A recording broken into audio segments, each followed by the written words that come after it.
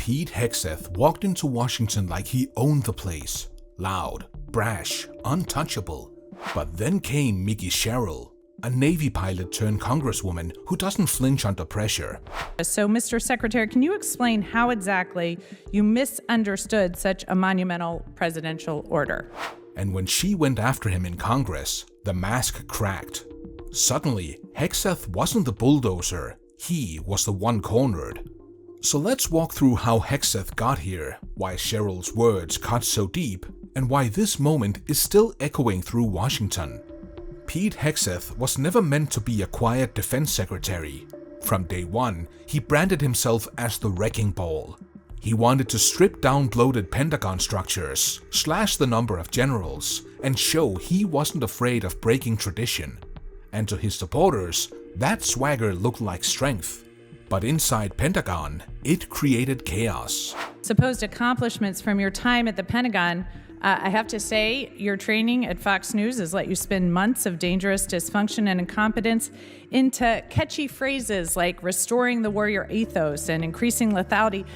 But the truth is, it's really been chaos at the Pentagon under your leadership. Reports of frustration started piling up. Long-serving officers complained he was dismantling institutions faster than he could replace them.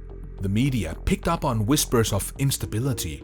And while Hegseth brushed it off as resistance from the swamp, even allies started worrying that he wasn't bringing order, he was creating danger. And then came the Signal Group chat leak. It sounds like something out of a spy movie, but it was embarrassingly real. A secret group chat with high-level officials discussing military operations against Houthis in Yemen somehow had the wrong guy added. Jeffrey Goldberg, the editor of The Atlantic. Suddenly, a journalist was sitting in the room, digitally at least, while Pentagon leaders were talking about airstrikes. That kind of slip isn't just sloppy, it's dangerous. It triggered an Inspector General review and left Hegseth scrambling to explain how a man in his position could let something like that happen. Add to the top the resurfacing of sexual assault allegations from 2017. A police report claimed Hegseth had trapped a woman in a hotel room. No charges were filed, but the details were ugly, and the story refused to die. Hegseth's team tried to downplay it, but the narrative of a leader weighed down by controversy grew louder. And then there was the decision about Wounded Knee. More than a century after US soldiers massacred native people in South Dakota, the medals of honor given out for that bloody day were under review. Many believed they should be revoked, symbols of a stain on American history, but Hegseth ruled they would stay. To critics, it was tone-deaf, proof he was out of step with moral clarity. To supporters, it was another sign of his refusal to bow to woke politics. Either way, it kept his name in the headlines for all the wrong reasons. So by the time Hegseth walked into Congress to face Mikie Sherrill, the stage was already set. He was weakened, vulnerable, and Sherrill smelled blood in the water. Mikie Sherrill isn't just another lawmaker. She's a former Navy helicopter pilot, a graduate of the Naval Academy, someone who's lived the life Hegseth only talks about. She knows the weight of command, and when she looked across the hearing room at the defense secretary, she didn't see strength. She saw recklessness. Her words were sharp, direct, and impossible to ignore. Your incompetence is a danger to this country, and I'm tired of getting lies instead of answers. That's not typical congressional theater. That's a direct hit to a man who built his brand on toughness. Sherrill stripped it away in seconds. But what made her strike even more powerful was the backdrop of her own story. Just weeks earlier, her military records had been leaked, unredacted, exposing private details, even her social security number. It wasn't an accident, it was political. A shady release that conveniently helped her opponents. And yet, instead of shrinking under that pressure, she came back swinging. Her Naval Academy past also resurfaced. She had been barred from walking at graduation in the mid-90s, tied to a cheating scandal. Sherrill has always maintained she didn't cheat, but was punished for not reporting others who did. Her critics tried to weaponize that against her, but in that hearing room, it almost backfired. Because when she stood up to Hegseth, it looked like someone who knew what accountability meant, who had paid a price once and wasn't afraid to call out another leader.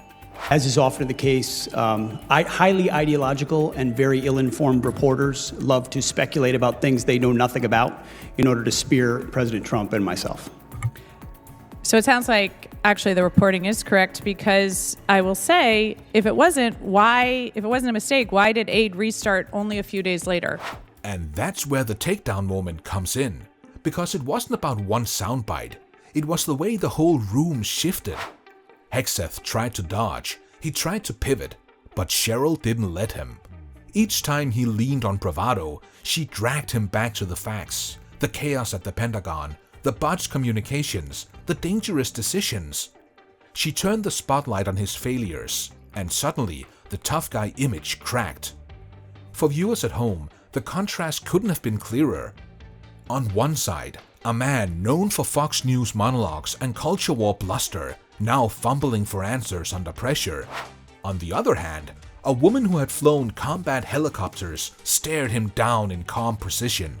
It wasn't just politics, it was theater, and Sherrill won that round hands down. We would take complete issue with what would some call reporting and others call a hatchet job. So why did aid start just a couple days later? I'm saying the reporting is inaccurate, ma'am. I don't think that's correct. Here's the thing, Sherrill didn't expose anything the press hadn't already reported.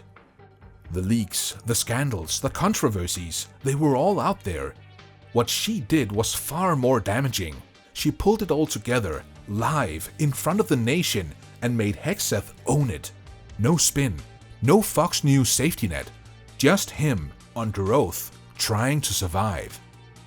And that's why people called it a takedown. Because in politics, perception is everything. And for once, the man who branded himself as untouchable looked exactly the opposite. You haven't nominated someone because qualified admirals keep turning the position down. So tell me, Mr. Secretary, when will Congress receive your nomination for the next chairman of the next chief of naval operations? Ma'am, with all due respect, I would suggest not believing every headline you read. With all due respect, I'd like your nomination. When will we see it? There is not a single admiral. Of course, Hegseth isn't out of power, at least not yet. He's still in office, his allies still defend him, but the crack is there now, visible to everyone. And the more he leans on his tough guy act, the more people remember that viral moment when Mikie Sherrill cut through it. Power in Washington rarely ends with one knockout blow. It's usually 1,000 cuts, and Sherrill just landed one of the deepest. So what's next? That depends on whether Hegseth can rebuild trust or whether the controversies keep piling up. Because every headline about leaked chats, every resurfaced allegation, every tone-deaf decision makes Sherrill's takedown moment look less like a one-off and more like the start of his unraveling. And here's the irony.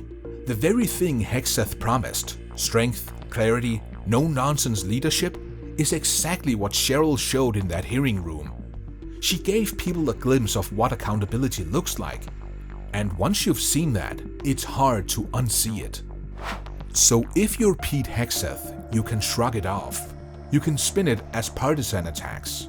But deep down, you know that moment will follow you. Because in the brutal arena of politics, one viral takedown can stick harder than a dozen policy wins. And that's why what happened in Congress that day wasn't just theater. It was a reminder of a truth Washington hates to admit. Sometimes, all it takes is one sharp voice cutting through the noise to bring the mighty crashing down.